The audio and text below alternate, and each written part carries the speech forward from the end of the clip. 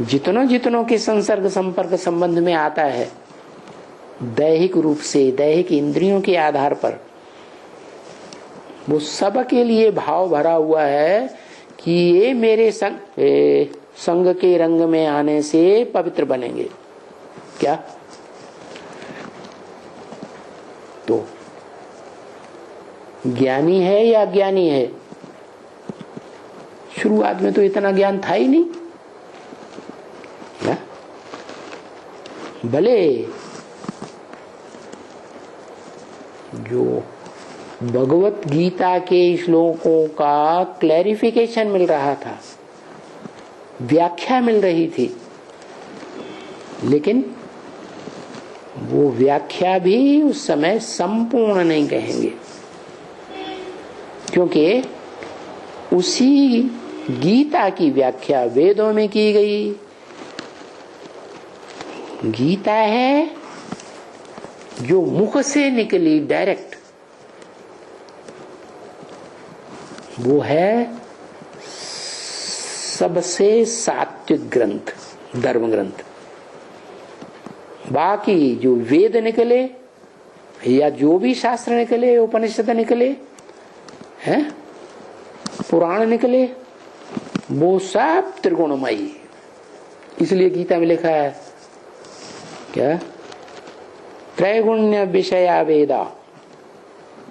जो वेद हैं त्रिगुणातीत नहीं है, 3 गुणों से भरे पूरे हैं। निस्त्रैगुण्यो भवा अर्जुन। हे अर्जुन, तेरे को 3 गुणों से परे जाना है, परम ब्रह्म की स्टेज में पहुंचना है। परम ब्रह्म माने ब्रह्मलोक की स्टेज, सप्तधाम की स्टेज, शरीर से भी और आत्मा से भी। ऐसी स्टेज जब धारण करेगा तब तू आदि नारायण के रूप में संसार में नई सृष्टि में प्रत्यक्ष होगा।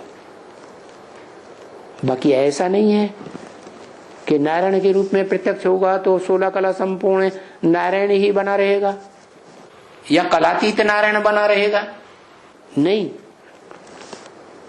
4 अवस्थाओं से तो दुनिया की हर आत्मा को पसार होना है। क्या? क्योंकि ये दुनिया त्रिगुणमयी है, 5 तत्वों वाली दुनिया है। क्या? भले सतयुग आता है, उसमें भी गिरती कला होती है। सतयुग के आदि से लेकर के सतयुग के अंत तक 9 पीढ़ियां, 9 पीढ़ियों में 9 नारायण।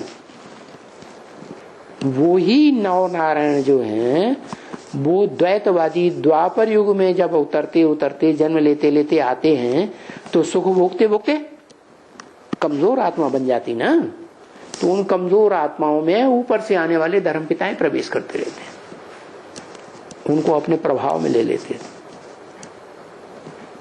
जैसे क्राइस्ट आया, वो तो सत्व प्रधान आत्मा है।